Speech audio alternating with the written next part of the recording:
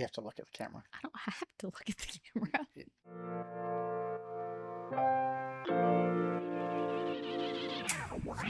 What is going on, guys? Welcome to the Reformed Reader, the channel where we review different forms of media through the lens of a Christian who is under the authority of the scriptures. My name is Josh, and today I am joined with a special guest, my beautiful bride. Say hello. Hello. She is very uncomfortable, and I'm going to probably make fun of her this entire time at her expense. So today we're going to be doing a joint review because we did a buddy read kind of together of The Count of Monte Cristo by Alexander Dumas. Now, before we dive into the review, let's go over what is this book about. After 14 years of wrongful imprisonment, merchant sailor Edmond Dantes escapes his grim island fortress. With the promises of youth erased and his betrothed now married to someone else, Dantes lives for one purpose: vengeance. Thanks to a benevolent prison confidant who reveals the location of a hidden treasure, Dantes buys his way, unrecognized, into society. Adopting a new identity as the Count of Monte Cristo, he sets out to destroy the rivals who framed him for treason. But the Count's obsessive quest could have irrevocable consequences for the innocent and for himself. What unfolds is an epic tale of breathtaking intrigue and righteous retribution from Alexander Dumas, the 19th century master of high adventure.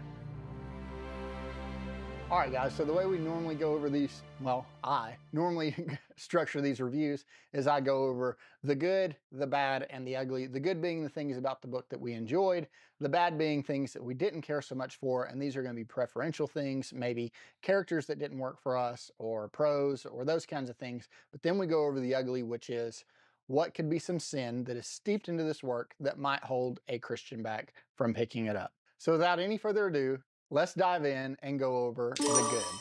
So I'm going to let her do a lot of the talking, I don't know. and we're going to see where maybe we agree on some things or disagree on some things. So let's start with the good. What are some things about the book that you enjoyed? Well, I like that you didn't know what was coming a lot of the time. I mean, maybe you could see it on down the road, but I think there were just a lot of surprises.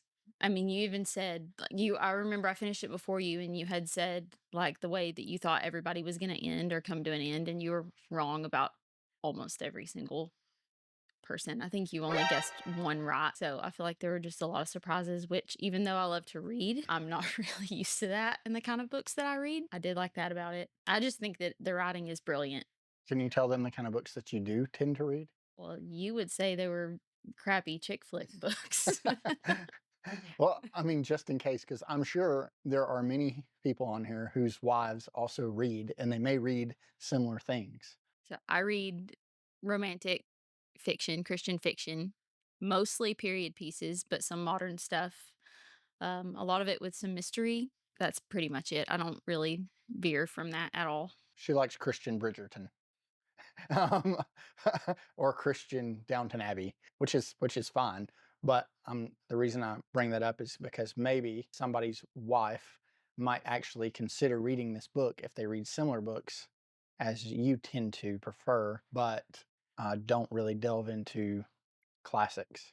I don't like anything with smut in it. And there is still that. I mean, they would still classify it as Christian fiction, I think, a lot of time, but you can still find that where it gets pretty inappropriate. But I'm a big history buff, and I have never veered from the Christian fiction until my dad finally pressured me into reading this. The only thing I had ever read that was outside of my wheelhouse, I remember the first book I ever read probably as a teenager. I read a lot of books as a kid, but I got started on Little Women, and that kind of got me into that like romance period piece wheelhouse. And then I just, because it was the only thing appropriate for my age, it was all Christian fiction. But other than those, I read The Hiding Place and To Kill a Mockingbird, and those were the only classics that I had ever read outside of that as an adult. And this was my dad's favorite book, and he always told me I would like it because of my love for history. And I kept putting it off because I can't read difficult books being stuck at home with our kids all day. They're too distracting. So I'm a very fast reader, and so I this was daunting because I knew it was going to take me a lot longer, and it took me a lot longer than it typically takes me to read. I think the average page number in the books that I read is what, like 350, maybe less than that. Yeah, and it probably. takes me about 2 days. It rarely takes me more than 2 days to read a book, and the first time I read The Count, it took me 3 months. So This time it was quicker. also for somebody that doesn't tend to read these kinds of books, what about it did you enjoy? And maybe what are some of the things that you found in the books that you tend to enjoy that were in there? Or maybe what were some things that you don't tend to find in the books that you enjoy that were in there? Well, history number 1 for me because that's one of my favorite things in the world. But I will say it's kind of odd because I don't think it has turned me on to reading more books like this, but it's more like the movies I like. And so I've seen what three film adaptations of The Count, which I like.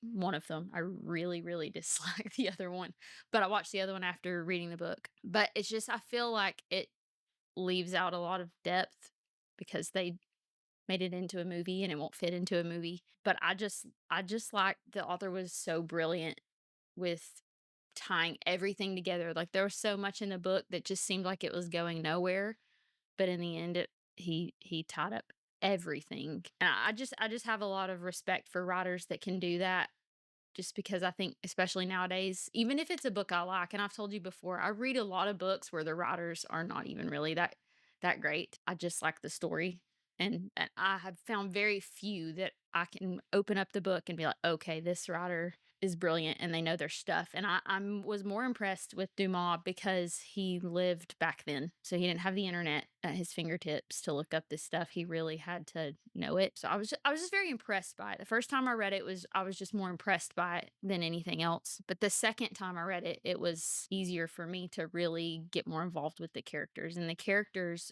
are you get invested. You have no choice but to get invested because it's, 1,500 pages. You do even characters you don't really like, you're still invested in their story. A lot of the books that I enjoy, I've said this several times, but if I don't care about your characters, I don't care about your book. I don't necessarily know that I hold to that sentiment entirely, but I will if it's over like 400 pages. I can read a compelling story where the characters are forgettable if it's, sub 400 pages because the story will pull you in.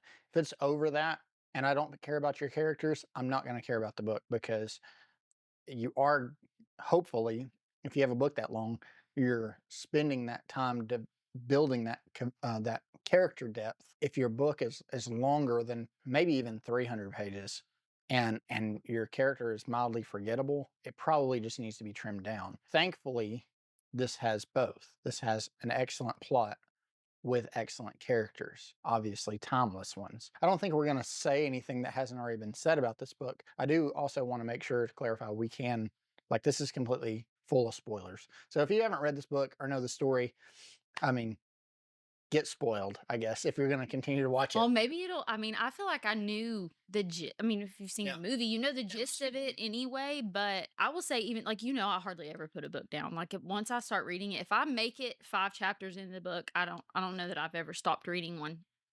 And I have many books that I got to the end and you're like, "Do you like your book?" And I would tell you I did. But then I put it on my shelf and 6 months later I look through and I can't remember if I read that one. And it doesn't mean that the story was bad. It just the characters, like I can even turn to the back and be like, have I read this book? And I'll try to read the summary on the back and I don't even recognize the names. Like that says a lot. And I have a lot of books that are not like that. But for this one, like, there's not really many characters, like, I think you may have mentioned 2 or 3 once you got closer to the end that you were like, "Wait, who is this again?" But there's not a lot of those characters in this book, like, because there's so much backstory to even seemingly minor characters that you're invested in everybody. Yeah, you do have there are a lot of side characters, a lot of side characters, but I don't think there are many. There's a couple, but there aren't many side characters that are named that don't play a prominent part in the story, Yeah. which is nice. Normally, if you deal with a big cast in a book, if your medium is a novel, then the names can definitely get lost, which is why I've mentioned several times I enjoy seeing adaptations, or even if I haven't seen that adaptation of a book that I'm reading, I enjoy going to the cast of the adaptation to get the faces because it helps me make a distinction between them, especially when you're reading a book that is written in a different language and all the names are French. it can get difficult. I don't think it was for either of us to separate, but I've mentioned several times that we both loved the Guy Pearce and Jim Caviezel movie, even though it's not, part of it is I would say it's very accurate or pretty close up until he escapes the prison, at least, for the most part. And then after that, yes, it definitely diverges quite a bit. But seeing Villefort, Danglars, Fernand, seeing these guys, the only one that you miss is Caderousse, I think, in the movie. But seeing these guys, Morel, obviously Edmund, Faria, Mercedes, all these characters, because I was able to put a face to them, even though, yes, it's not a one for one. And even some of the descriptions don't match up. Like Danglars was a much younger man Mm. than the movie, but I can't unsee that man because It it's fits exactly, his yeah, it's character exactly description, how the personality. characters, like his inner character, his actual character, was represented well in a physical form in the movie. That is nice to have. Having all the plot lines being able to tie in at the end obviously was great. He had all this build up, and then like the last 50 100 pages or something like that, it just everything, all the pieces fell into place. I do wanna say as far as getting people to read it that may not pick it up on their own. I had a friend ask me last week, she said, "Am I smart enough to read this?" And which, of course, like, yes, but you do have to go into it knowing there's a lot of French in it, not just names and names of places, but, sometimes they'll just throw out Mhm. a word here and there. And so I kept Google Translate open on my phone constantly while I was reading it, just because I like to know how to pronounce things and stuff like that. So that slowed me down the first time I read it, which Josh I think made fun of me a couple weeks ago because I told him I read in accents in my head. um I would recommend, and we'll get into this a little bit later, but like I would recommend. So the audiobook is free. The audiobook is free on Audible for anybody that has, like, I think you just have to have an account, and it's because it's public domain. And so the audiobook is free. And so I would, in order to get it finished in a month, which was difficult, I would listen when I could, when wasn't able to pick a physical book up, and then I would read, like sit down and read it. So I was going back and forth. And so the audiobook definitely helped with pronunciation of things. And except for the one character that you never knew who I was Beecham. talking about because Yeah. it was saying it Yeah, I said wrong. Beecham, and it's Boucham or something like that. Yeah. Anyway, but for the most part, like if I mean, but that's because we're reading it together. If we weren't reading it together, I wouldn't care because I know who that is. I think that could be a good tool for somebody that hasn't read something like this. Yeah, maybe listen to it a little bit, or even I know some people do I think it's called like immersive reading or something like that, where you physically read it while listening to it. Yeah, that's for your brain. My And brain well, couldn't do that. some people enjoy that just because then they're able to get those pronunciations and things like that. If you're like me and you have to have a physical copy in your hand with paper, then it's gonna be a little bit more difficult, or you can cheat like Josh and listen to It counts. it. I agree with you in just about everything. Like all the good stuff was good. I've told you and continue to tell you, if it's good, I'll like it. So I mean, yeah, all that was good. I'm trying to think specifically. Edmond Dantes is a new favorite character, like all time favorite character. I don't know if he's like the top, but he's definitely up there, and it's because there's obviously. I mean, this is like I think my book, which is this one, it has very small font and it's like 1,700 pages, and so there's obviously a lot of nuance to the character. There ought to be with Edmond Dantes. Also, it's almost like you're reading two completely separate characters with Edmond and then the Count. And I think that was intentional by Dumas when he was writing it, because he refers to him as the Count when he didn't have to. He couldn't refer to him as Edmund. So overall, as far as like singular character, he's definitely up there. I think that Abby Faria is probably one of my all-time favorite characters too. I know you weren't as crazy, but like I loved the prison stuff. I loved the stuff at the Chateau d'If. It's probably my favorite section of the book is him in prison. Part of it I know is nostalgia because I loved the movie so much, and I loved seeing him learn these things and come to the realization of what actually transpired and why he actually got sent to prison, and then to see his countenance change, one from hope to sorrow to, I mean, completely destitute.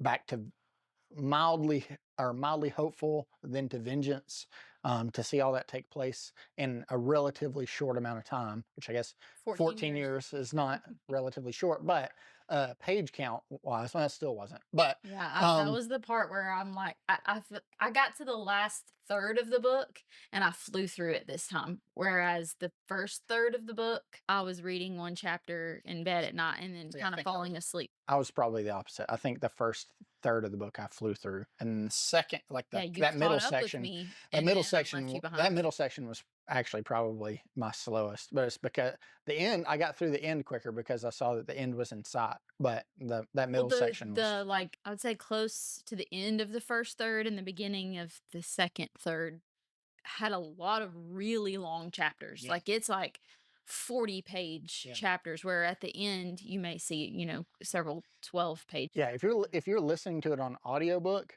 you can fully expect the chapters to take on average about 45 minutes to an hour per chapter. If you're reading it physically, it'll be obviously less than that because people tend to read faster than somebody reading to them. But still, I mean, you're looking at 30-minute chapters at probably on average, if not longer. As far as characters go, like I really thought Mercedes would be a more prominent character, and she wasn't really. She as far as like reference on page, like seeing her on page, like screen time, she didn't have much. Not near as much as I expected her to, I feel like if people which go is into fine. it expecting the movie, Yeah. they're not really gonna like Yeah, it. this is not a love story. It has romance in it for a little bit. I uh feel like it has a great love story in it. It's just with the side characters. yeah, And that's sure. one of Well, I like mean with that's one of my Mercedes favorite in parts. particular. But yeah, there are definitely like the first time I read it after seeing the movie, I mean, my dad had always said, he's like, "Well, the movie doesn't end right." He's always so I knew it wasn't gonna end the same way, but character-wise, I got really thrown off, especially by Fernand. Like, I went into it thinking that that was gonna be more of Yeah, it the bad than it guy, was. But I will say though, I mean, if we're still talking about the good, like the the main villain of the story was the best villain. Like I think he was the which is best who? choice, which is Villefort. Yeah. Like, by far, I Yeah, think. by He was the far. most interesting Yeah, and the his most like, he was like his personality and his character was far more interesting to read about than it would have been to read about Fernand. well, and yeah, and his plot line tied the other three together. Mhm. Like it tied because you're really dealing with Edmund enacting vengeance on Villefort, Danglars, Fernand, and Caderousse, who are the main conspirators. And Villefort was kind of the glue that held them all together. And because of that, he definitely takes more of a center stage. And he also is much more on the receiving end of said vengeance. But yeah, Villefort he's probably one of the best bad guys ever. And for those of you that have read the book or you know the story, just very quickly, like Caderousse he was a villain, but sort of accidentally to begin with, and then sort of fell He was into more villainy. cowardly than Yeah, and anything. Fernand was just selfish. I mean, he just wanted he's the spoiled kid that doesn't have that wants the toy that the other kid has. That's all he ever is, pretty much in the story. Danglars just greedy, but Villefort was actually wicked. The others I'm not saying were upright, but they were just worried about. I mean, they're it's just more self preservation, or maybe not even that. It was more of just their I think desire. Villefort may have been more about self-preservation than any of the rest of them. Well, I just mean Villefort is like he was the one that was truly wicked because while the plot was definitely like the stage was set by the other three, Villefort could have and almost did, yeah, Completely. completely, ruin the story or whatever, And I think another reason why I liked him so much was because the other three, even though they almost seemed mild in comparison, you really couldn't find a redeeming quality with them. Whereas with Villefort, every once in a while, you would almost feel bad for him, which is why it made him such a good villain. Yeah. but that's just my Yeah, the best thoughts. villains are the ones you can sympathize with. Like Dongalar was fine, but I didn't really care about him. But it's because he didn't really care about anything about but money. Like he was just, I just want money. Yeah, And so every he time was you read like, about him, you see numbers on the page, and yeah, then he I was just bad just because he just wanted money, and he just wanted to figure out any way that he could make a profit, including exploiting his family. Like he didn't care. So he was super one dimensional. Fernand was too, for the most part. I mean, he's very just one dimensional. Caderousse, I would say Caderousse is probably more layered than the other two, but yeah, Villefort by far, and it may just be because he had more screen time, but he was definitely the best character and one of the best villains. So, with that exhaustive list of what we enjoyed, let's go over the bad. What are some things about the book that we did not enjoy? no, you didn't enjoy. What didn't I enjoy? It's just too much. You said it's bloated. It is way too long. It is so long. We both, obviously, we read the unabridged version. Man, it was too long. It was so long. It was so long. I can't express how long this book was. And it not just long, like for those of you that have seen any of my other videos, I've read books that are longer than this, but they didn't seem longer than this. This is the longest book that I've read because, excuse me, because the writing is so long in the tooth. It is just excessive. Before I just keep dumping a wet or throwing a wet blanket over the fire of how long this book is, we do know that, and I'm going to get this wrong, so don't just start roasting me in the comments, but you can. I don't care. But that this was adapted into a novel. It was originally printed, I think, in some sort of column or newspaper or whatever, and it was like a weekly publication. And they gave Dumas a certain, I don't remember exactly how the contract worked or whatever, but we do know for a fact that as it was common for the time and for the writers of the time, that they were paid per word, which is why there are conversations in the book where, let's say, Edmund is talking to Albert, and Edmund says, Albert, did you go over to this place today? Sir, what did you say? Did you go over to this place today? Yes, I went over to this place today. Did you have did you enjoy your time over at that place today? I certainly did enjoy my time over that place today. Would you like to go over to where that place was that I went today? Sounds like I Dr. mean, Seuss. it's very like back and forth, but it was because Dumas was getting paid per word. And so if you know that before you jump into it, it does help, because otherwise you're just like, this is ridiculous.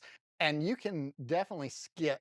I'm not advising somebody do this, but you could skip full sections of this book and not miss anything. I will say I didn't skip large sections, but this time I did skip a few just like descriptive sections. Yeah. Now, I didn't skip anything the first time, even though it was, like you said, bloated.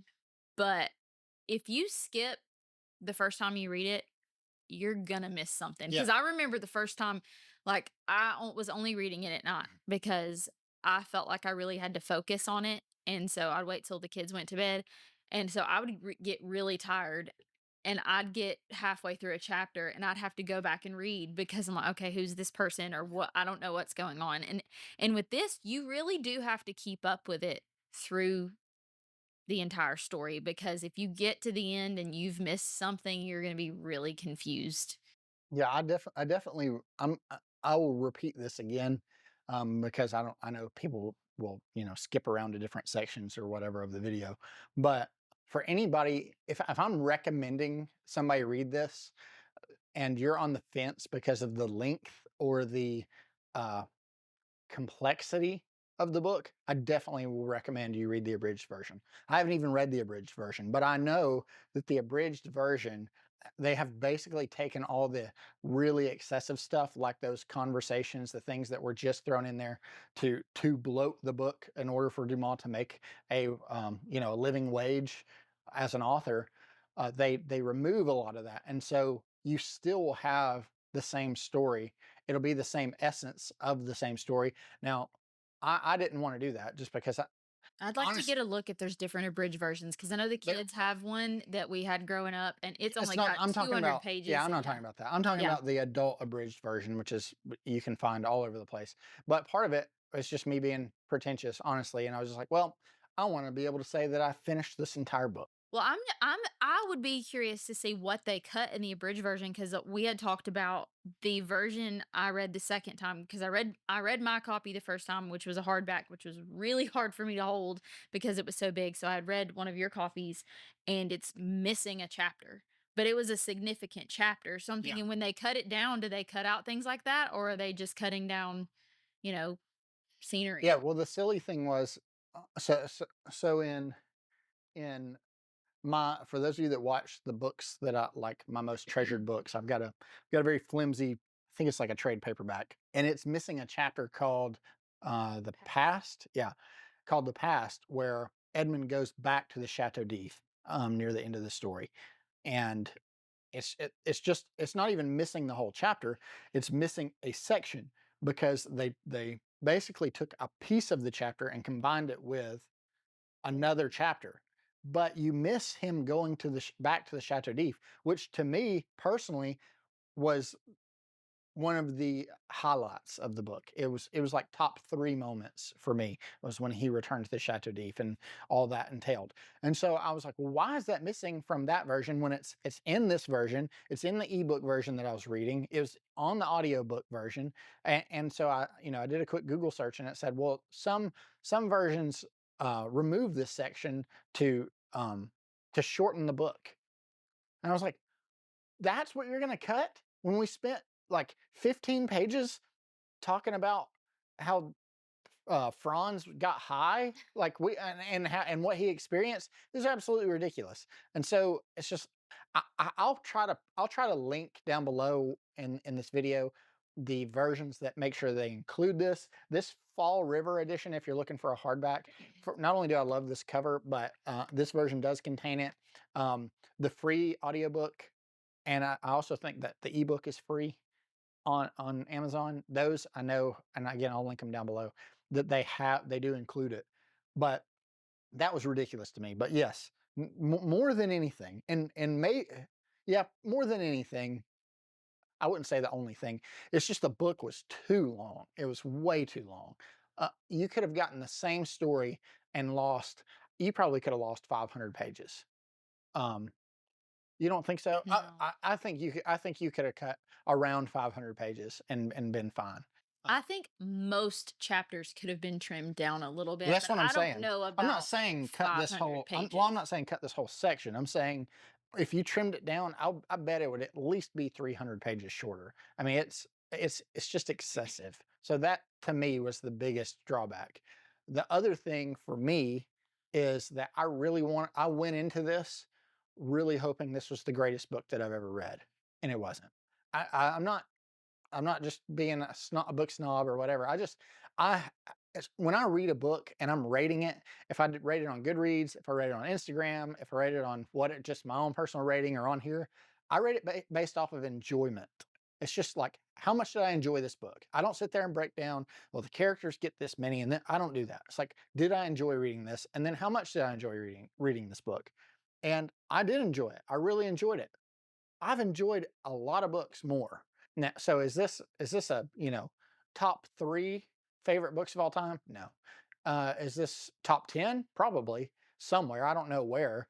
And I've talked to a few people and I said, this is one of those books that I'm going to have to sit with for a while, which I was sort of hesitant to go ahead and do our review of it because I did kind of want to sit with it and collect my thoughts. And because I think later on down the road, I'm going to be dwelling on this story for a while, and I will probably love and appreciate it more as time goes on.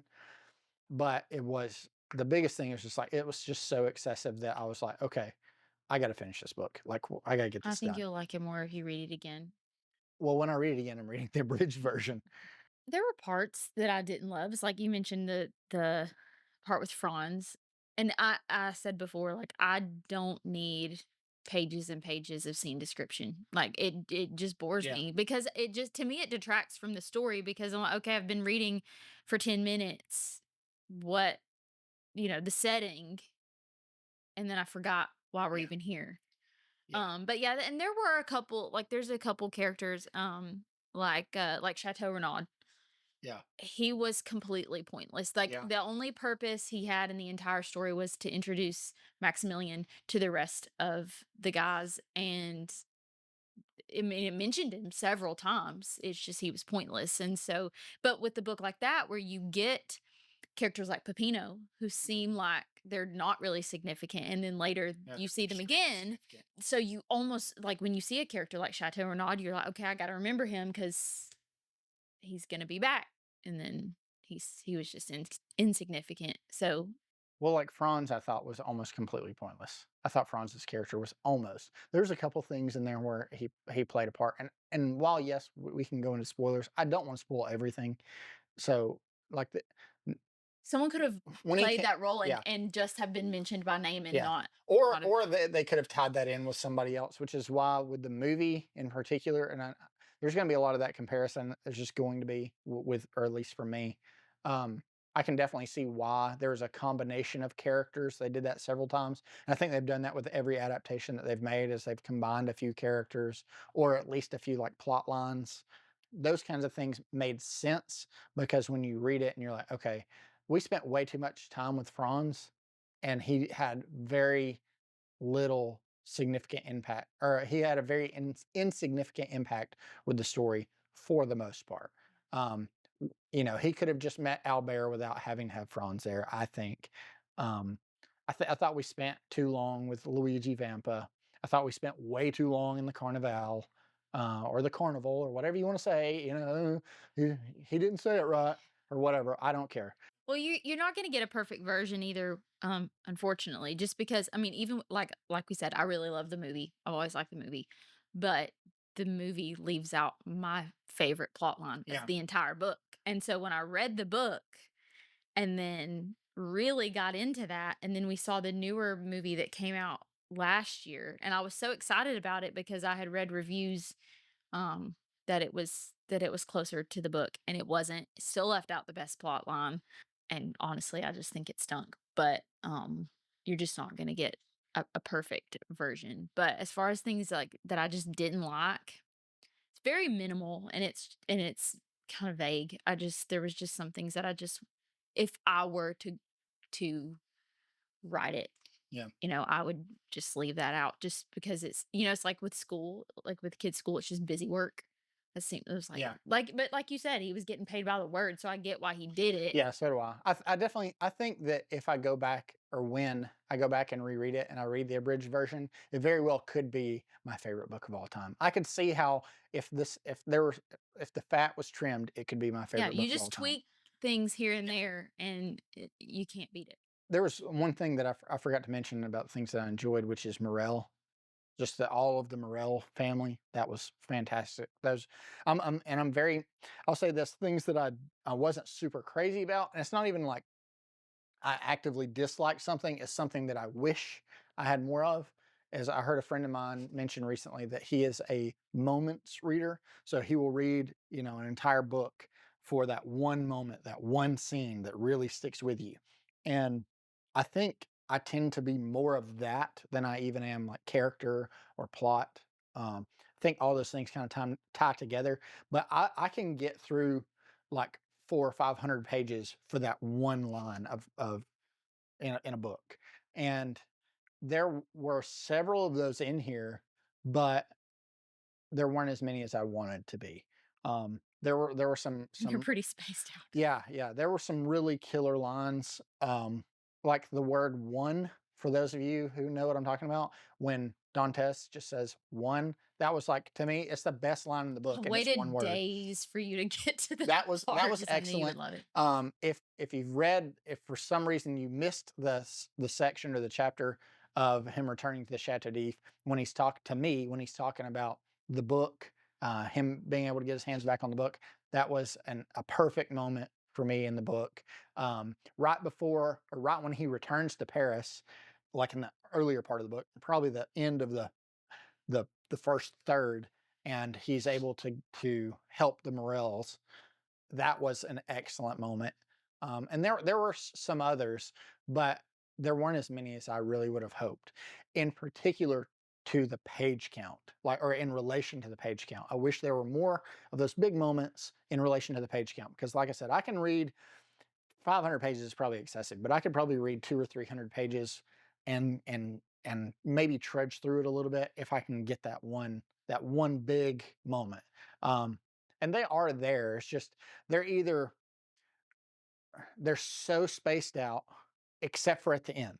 And so you get like two or three and like the first 2/3 of the book, and then like the last 100 pages, you get like six or something. Well, I will say that I noticed far more depth in Edmond's character the second time that I read it.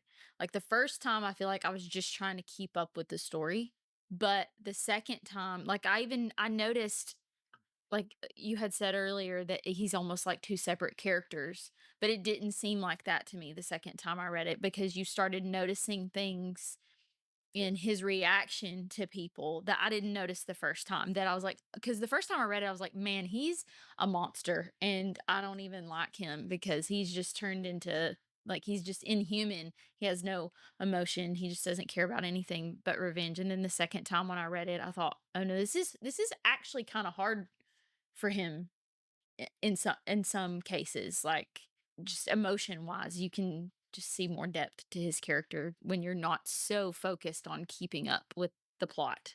There's a lot to like, but I can see where somebody could have a valid point, or that their opinion would be valid if they found a lot to dislike. I mean, there's a lot. There's a lot, period. So there's a lot in here that anybody can like, and there's a lot in here that anybody can hate. Do I think that the bad is gonna is gonna keep people from continuing? If maybe. I hate to even say that, but I definitely like. I understand now why I've read the first half of this book twice and not finished it until now. I'm not saying that. Oh well, if you're not into it by then, just put it down. I'm not saying that at all, because you're definitely missing out on the payoff at the end, which is definitely worth it. But I can definitely see how, if I handed this book to somebody to read and they get halfway through it and they're stuck with Luigi Vampa in the catacombs, like, I get it. Um, so there's just a lot here to like and to dislike, possibly equally, but I think if you hang with it, it'll definitely be worth it. So that leads me into the ugly, which is what could be some sin that is steeped into this book that might hold a Christian back from picking it up. For those of you that don't know, I break this down into 5 categories and we rate them out of 10, 10 being the most severe, starting with violence and brutality. So, violence and brutality, what would you rate this out of 10? Now, before you rank it, we're going to have a different scale on all of these, by the way. Like, we are rating it out of 10, but I do not think we're going to agree on probably any of these. What Maybe. else is new? Um, so what would you rate it out of 10? I mean, I would really say five, because I mean, yeah, there's violence, but I wouldn't really, like, it's not gory. Hmm. So I mean, It's definitely a book it of its would time. it wouldn't be something that I wouldn't let Adam read now. Yeah.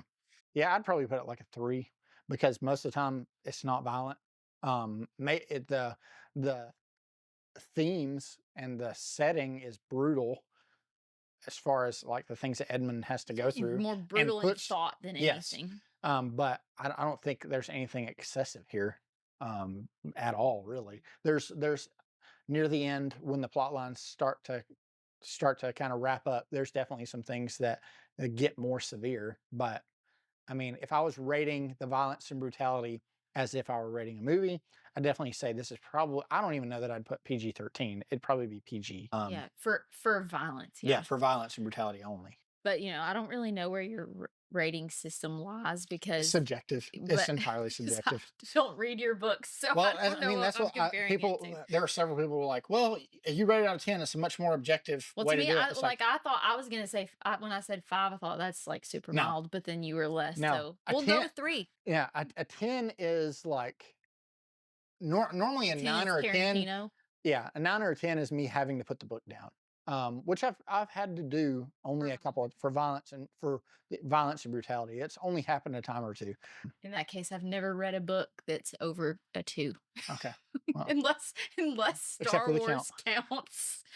Okay, yeah, I'd say it's about a 3. So if you're worried about violence and brutality, I don't think there's anything in here that's going to keep a Christian that's going to hold a Christian back from picking it up by any means. Again, this is a book of its time. This was written in the late 1800s, something like Looks that. like 1890 or something Yeah. like that. So, I mean, they're not going to be able to not only to publish these things in a novel, but they're definitely not going to be able to publish these things sort of more And I publicly think in the way they were. he knew that it's Sure. just not necessary. Yeah. Yeah. So this leads me to category 2, which is going to be sexually explicit content. What would you rate this out of 10? I normally will go, I'll normally go, okay, where would I rate the book for the majority of the book? Kind of where would it sit? And then I go, okay, at its peak, what would I rate it? And I almost It's less average the than two Nicholas numbers. Sparks. I Huh. know that. I will tell you, I would probably, as far as sexually explicit content, I would put this at like maybe a 2. Okay. Like Yeah. a 1, probably like a 1.5 There's to a 2. innuendo, but Yeah. it's like I said, I mean, even with that, I'm not even sure that I would say Adam couldn't read it. Yeah, no, yeah. There's nothing. And There's we're very nothing. cautious about Right. like There's stuff like that, nothing but overtly explicit there are in mentions of nature. affairs. There are Yeah, there's mentions yeah, of, yeah. but There's it's mentions of infidelity. There's yeah. mention. Well, He's it's gone. far, far, far less explicit than reading Literally, through yeah, Genesis, like we yeah. are in church Well, right now. yeah. Well, it's. I don't think it's really in there. No, I I don't. wouldn't even call it explicit. No. Things are mentioned Yes. Yeah. And it's mildly, just but like, well, these it's people not had explicit at all. kids, or these people had an affair. It's like Even the affair though is just it's alluded to. yeah, it's alluded. I mean, it's obvious, but not even called out Yeah. by name. Yeah, Really. it's obvious. Yeah, but it's obvious, but still vague as far as pen to paper. It Mhm. didn't say this person's having an affair with this person. It's like Yeah, and you certainly not understand. detailing it. No. Yeah, so I put this like a 1, maybe a 2, like a 1.5. Honestly, it's very, very, very faint. Okay, so this brings me to category 3, which is language. So language includes blasphemy. Okay. So, I mean, that term we looked up in French, are we including that A as flaw. blasphemy? Yeah. I mean, Depends it's if it was not used. even something I would say if in English. Not because I have not because I think it's blasphemy, but just because it's not a term It's we would use. irreverent. Yeah. I don't I remember there as far as being language, language I would put. otherwise. I think language is a 0 here, maybe a Was 1. there any language? I don't No, I remember don't there think there being was like any adult language. language that we would see. But if we're considering blasphemy, I think maybe somebody could view it as blasphemy. I think it is blasphemous in the sense that these villains are trying to attribute their behavior to them doing godly Well, I will things. say this, and because I mean, as far as your viewers go, I read your comments, so I kind of have an idea. But like, there are parts of the story. I just said there. I sounded very southern. Then there are many parts of the story where your characters are going through Mhm. trials in Mm, their life, and they may curse God, but yes. it's not the author cursing God. I don't feel like the author Mm-mm. was being blasphemous. I feel like it was just a true to life Yeah. thing. I mean, and of course, to me, is like if a villain behaves that way, I don't. And that's me Yeah. He's a personally. I villain. don't. He's Yeah, I supposed to don't kind see of. anything. I mean, I do see something wrong with it, but like, I'm not. That's not going to make me turn away from the book. And as even as far as Edmund goes, though, it's like that's why he became who he became is because there was a lot of blame. Um, there It's was a lot of resentment towards God, but it comes full circle. Yeah, So but it's also when he does curse God, it's never a virtuous thing that he's doing. right, It's never to be portrayed as something like something right or something that he ought to do. It's always a yeah. character flaw. So I mean, And it, and a lot of it, like with his vengeance mentality, like a lot of things he would say are not true about the Lord, and I find them. I find it irreverent, yeah, but that that's the character development. Like Right. he's changes Yeah, throughout the whole that's story. So well, I that's why don't I said it's think that probably a it's one. yeah. It's just because there's irreverence. There's literal blasphemy as far as him shaking his fist at Mhm. God, but there's not like I don't think there's flippancy in using the Lord's name. It's with the exception of the villains. Some of the villains are like, why would God curse me like this? And it's like, okay, you literally did this to yourself, and so now you're just reaping the rewards of the seeds that you sowed. Mhm. So it's like blasphemy. The only reason I'm saying a one is, but I would put it at zero. The only reason I'm saying a one is maybe for somebody that's more extreme. I think you might find it like a two. But I mean, I don't think so. I'm just trying to err on the side of caution. I don't think so. I think I would probably just put it at a zero, but just to be on the safe side, as far as like, was there irreverence and was there, a literal like shaking the fist at God and saying, no, God, your plan is wrong, my way is But right? that's kind of the point. Yeah, then I would say it's like a one. Okay, so this leads me into category four, which is gratuitous inclusions. So this is inclusion, diversity and inclusion for the sake of being diverse or inclusive, not for the sake of driving the story forward. And that does matter. This is just, virtue signal, those kinds of things. So what would you rate this out of 10? I'm going to put it like, I don't I will say this. I was worried about I was worried about you DNFing this book wow. because I know it's in there, but I well, but because I thought we would have a different view on it because even though I do think you could have the story without it, hold on. There's a same sex relationship in here. So just for anybody that's like, what are you talking about? There's a same sex relationship in here. Donglar's daughter is a lesbian, and it's very like it's as explicit as it can be, as far as like maybe letting you explicit know is the that it wrong exists. word. Yeah, it's as intentional as it can be without them just saying she is a homosexual. Um, so it is not just implied. Keep that. It's not just implied. It's like she's clearly has same sex attraction and clearly trying to run away with another girl. So that's in there. And I was a little worried. I'll just tell you for me, I was worried a little bit when I got to it because I was like, ugh, you know. But I know I'm sitting there thinking, oh, was he trying to be provocative for the time? Which I'm sure it was, like nefarious for the time. Somebody read that without context, without 1,650 pages of context of what's going on or whatever. I'm sure that he probably did receive some backlash at the time for including that. Could you have told the same story without it? Probably, but I will say that for those of you that know the story, or at least you know of the story, it was Edmund's aim to completely ruin each individual as much as he could, to completely not just shame them, because if he wanted to kill them, he could have killed them at any time. He didn't want to kill them. He wanted to make them destitute. He wanted to make like ruin their He name. wanted He wanted to make their biggest fears become Yeah, their he reality. wanted them to suffer in every way. And so for Danglars, which Eugenie, however you say it, they're the daughter, the one that we're referring to, he wrote her to have same-sex attraction in order to bring about more shame to the Danglars family. It was to make him not just destitute financially, but he had no family, he had nothing to cling to by the end of it. That he left the story sort of as he came into the story. Actually, probably worse Mhm. off. And that was his aim, was to make him suffer, and so he shamed him. He ruined his name. He didn't just ruin his household, he ruined everything about his household.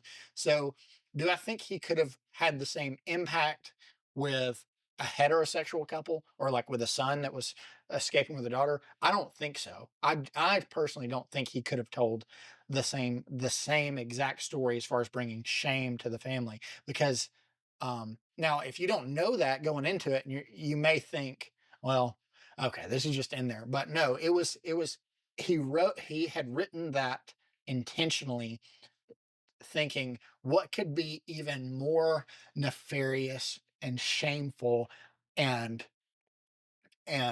bring about um, more public scrutiny to his family and to his name. And I think he was like, Eureka, I know exactly what I'm going to do. So I think if you're looking at it from that perspective, then necessary is probably a strong word. I don't know that I would say that it was necessary. Um, I'll actually disagree with you on that. what? On You think it was not necessary? I think that because of, and I get the point. Like I get what you're saying. I get why he would have written it that way.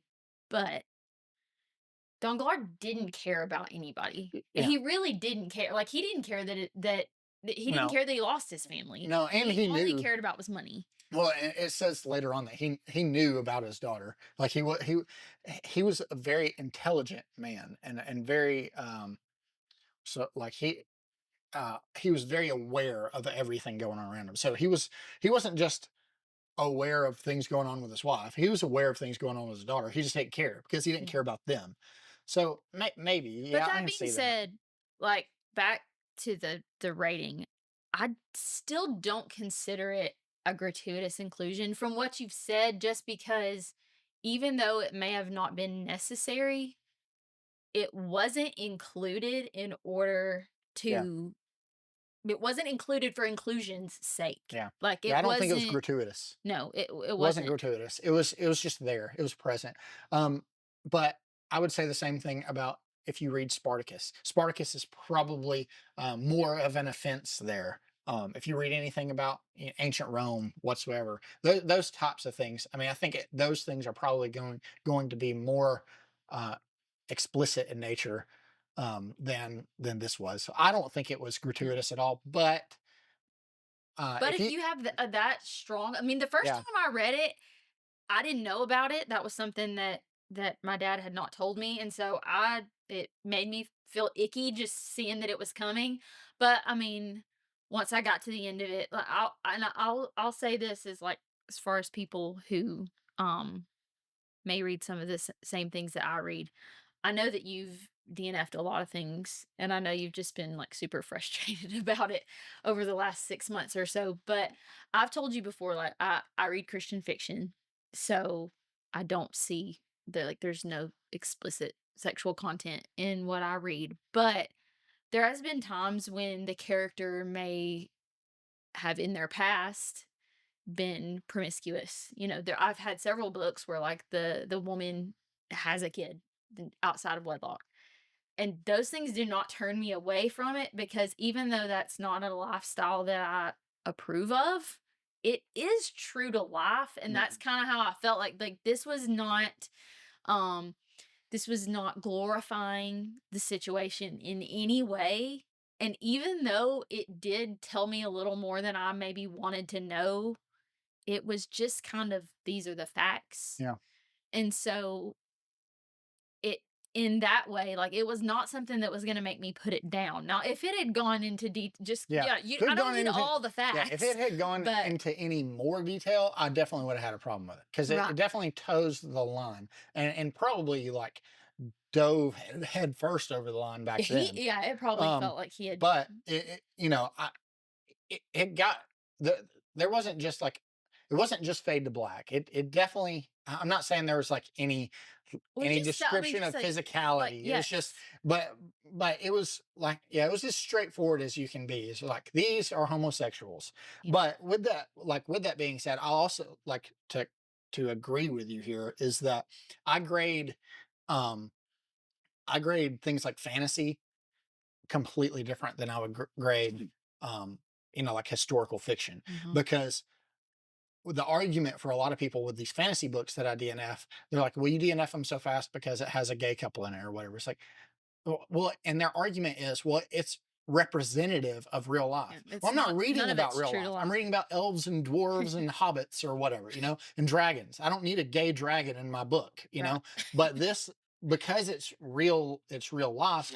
I give more grace there as far as like, oh, Like I'm not this saying does the gay guy exist. always has to be the bad guy, Right. but it does always have to be viewed if it's fiction, or well, It does always have to be viewed as unrighteous. And if it's Yeah. ever even leaning towards gray, I don't want any part of it. So this was never that. Yeah. So as far as gratuitous inclusions go, I would say it's a 0, with a caveat that if you don't want anything like that in your house whatsoever, then as far as fiction goes, and I understand people go, well, the Bible's got it in it. Yeah, well, that's true. And there's a difference there. This is fiction. You don't have to read it. So if you don't want any of that in your fiction, then yeah, maybe you don't want to read that part, or maybe you don't want to read this book, because if that's the case, for me personally, I would say it's like a 0. But for the sake of safety, I would put it like a 3, maybe a 4. If you look at it simply as sin, and it was the same situation with a man and a woman, I don't think anybody would think twice about No, probably reading not. it because of the exact situation, like it because it did not go further Well, than it did. for me, I'm going to say for me it was a 0. Yeah, I agree. I Okay. don't think anything was gratuitous.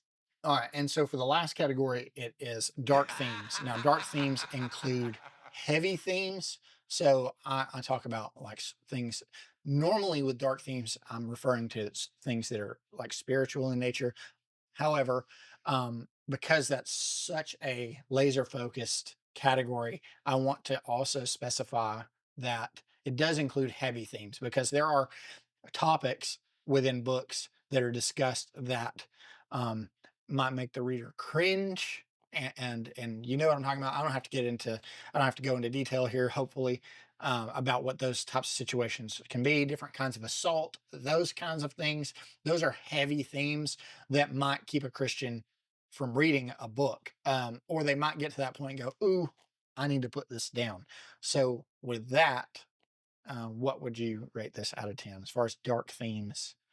I'd give it a 3 Yeah, yeah, I might even go just 4. because it would have a what was like a viewer Yeah, I'd have caution or yeah, whatever it yeah, is. it definitely come with some disclaimers. I mean, there's a lot of death in this book. There's a lot of death in various ways in this book. There's a lot of, um, there are people are put into circumstances where they see no other way out, and so those kinds of things do come up, uh, not infrequently. Yeah, I think there was actually, which I forgot about till just now, there was actually a scene in Rome where the count was describing different types of torture that he witnessed in his travels.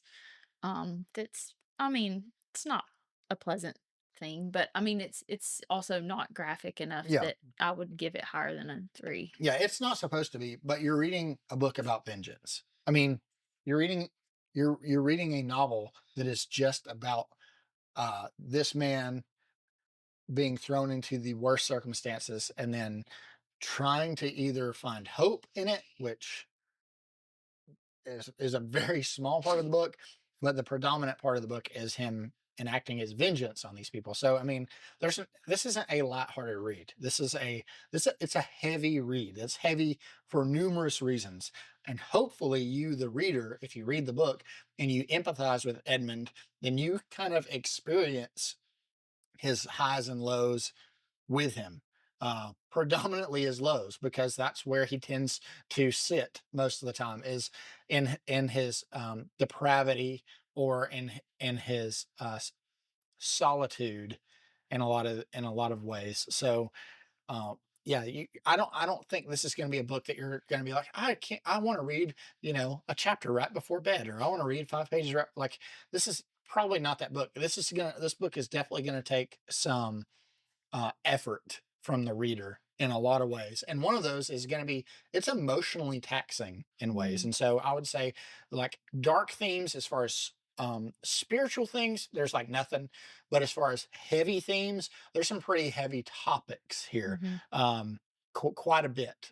Benedetto's storyline, just start to finish, is heavy. It's just like, it's just heavy. The whole thing is. And he is not a small part of the book. Obviously, the things with Edmund, but then even with Mercedes and Morels and Nordier, and all these, like, pretty much. I mean, Catarus's segment, like his sort of telling what kind of went on with him Mhm. between Edmund leaving the prison and becoming the count publicly. Like that is a really heavy section. Yeah. Um, and so I would say, as far as like dark themes, if I'm including heavy themes, which I am, I would put it like a five, probably.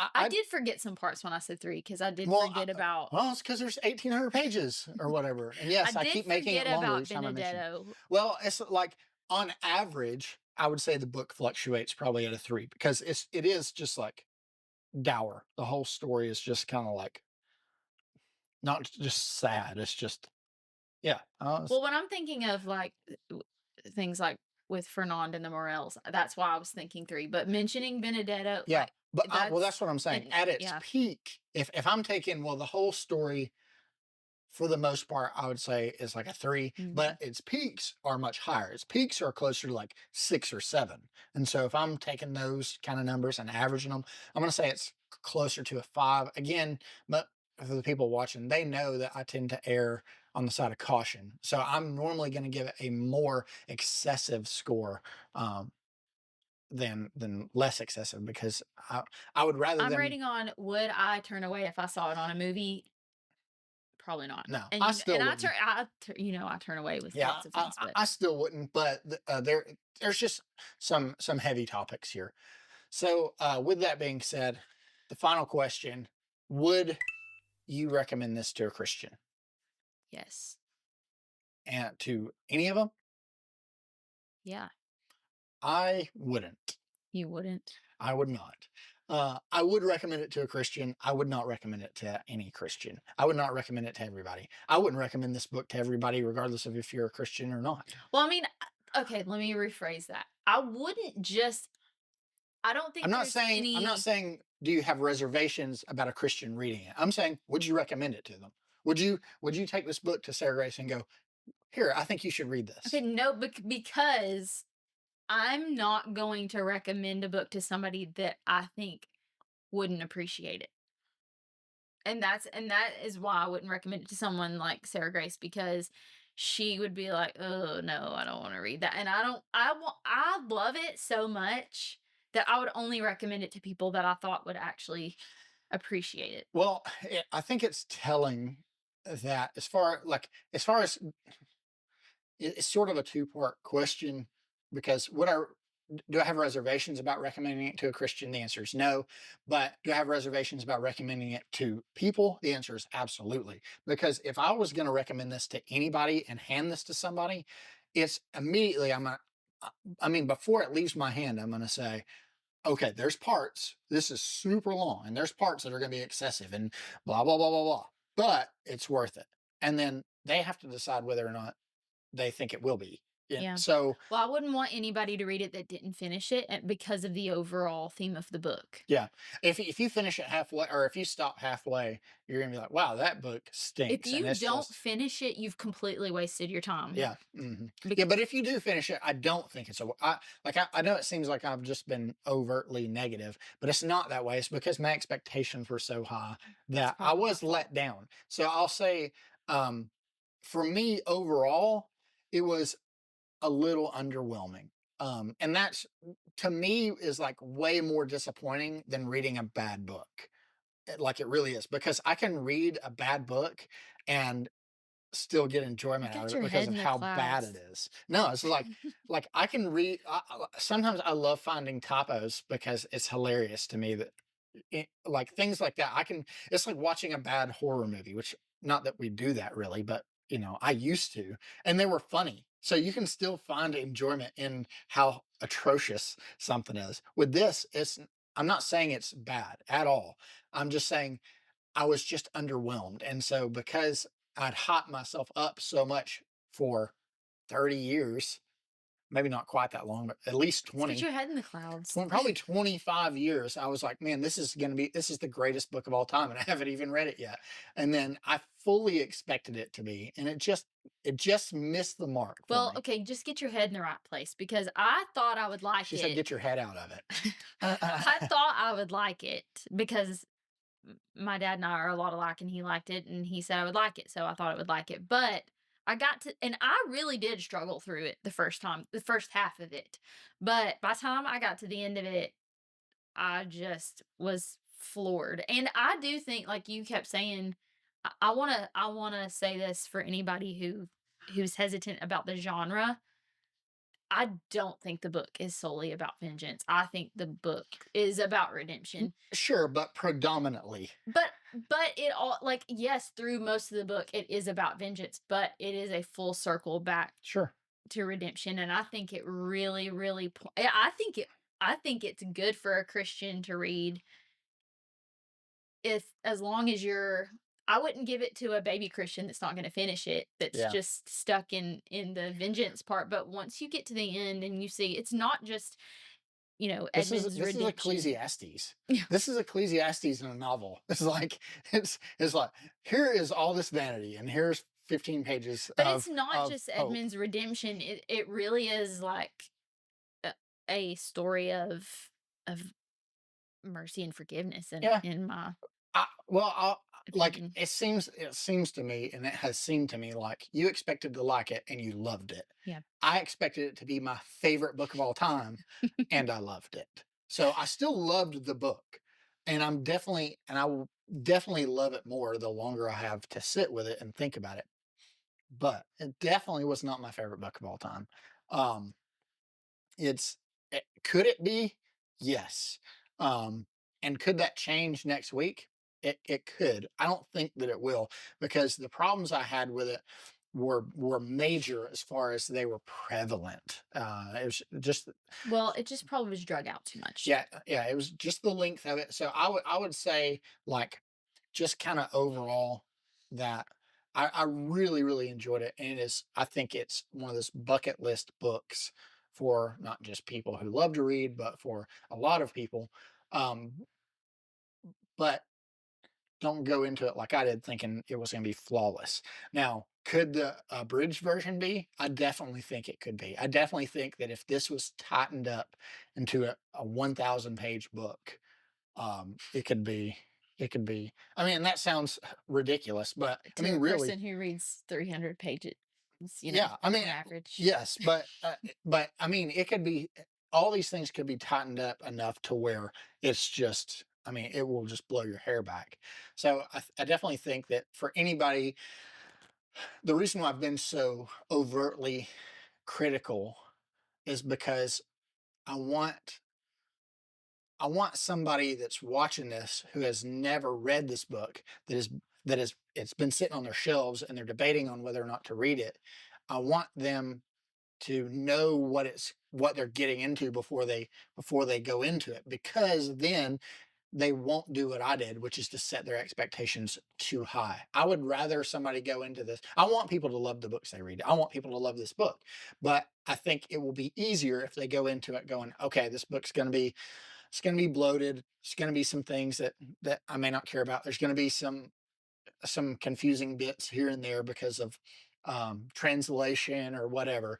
But but if you go into it knowing that ahead of time, especially like the stuff with you, Janie, like if you if you know that going into it, um, and you're not surprised by it, and you understand that it does make sense in the grand scheme of things. If you know the context around reading this book and then you go into it, I think you will enjoy it far more than if you just go into it blind. Yeah, and just if you do read it and you love it so much, don't go into it thinking that your spouse is going to love it as much as you. And then you sit there and you watch them across the living room and they take twice as long to read it and they don't love it as much as you, because that can be disappointing too. I didn't take twice as long to read it. I read it. I probably read it quicker than you did. I finished it faster. You I, No, you finished it at an earlier date. You started it at a yes, much but earlier I took date. a break for like a week and a half to Well, let you catch up, and I still was like 80 pages ahead of you. okay. Well, and I finished it like 3 days later Yeah, or but I something. did still sit across the room watching you, waiting for you to get to parts, and then you just didn't love them as much as me. I didn't. I didn't just love them as much, but the parts that I did love, you didn't love as much. Don't listen to her. The part where he goes to the Chateau d'If is the best. It's like, to me, it's like it's the when everybody bows to the hobbits at the end of Lord of the Rings. I'll say I did want to mention this very quickly, and I know it's this is a super long video. I don't care. This is our video, so we can make it however long we want to. But 'Cause every time we sit down to talk, it's a long time. but um, I think that it would actually be beneficial for people to have seen either movie or both No. movie. No, no, no, because there are things that that are maybe alluded to or described in the book that just as a for instance, there are things that are set up by the count when you realize his brilliance, how everything was orchestrated, that is exposed in both movies in ways that you learn later on when reading the book did take place. But it was cool to see That those second things. movie is terrible, and nobody should Uh, ever, ever I watch still it. enjoyed it. I still enjoyed it just because I love the story of the Count of Monte Cristo. I So do too, which is why I hate it. well, anyway, yeah. So we both loved it. We loved different parts of it. We loved it for different reasons. Um, I don't think it was a perfect book. I definitely think there are problems. Uh, not anything that's going to keep somebody from reading it, but I definitely think that there can be. Um, it's well worth your time. I'll say that. If you're like, well, this book's going to take me 3 months to read, it's going to be worth it. It's definitely going to be worth it. Maybe have something to cleanse the palate along the way. Maybe read a big section and then read something lighthearted. That's not going to take a really long time, but it is definitely an excellent book. Yeah, it was fun getting to read a book with my wife as well, and to tell her about all the ways that she's incorrect. And the next time you're gonna read Colleen Coble. No. All right. Well, thank you guys so much for hanging out with us and listening to us ramble about a book that's over 100 years old that everybody already knows about, and we said nothing new. So, thank you guys for coming and hanging out with us. Thank you to my beautiful bride for putting up with myself. Thank you guys for watching. Appreciate each and every one of you, and we'll see you on the next one.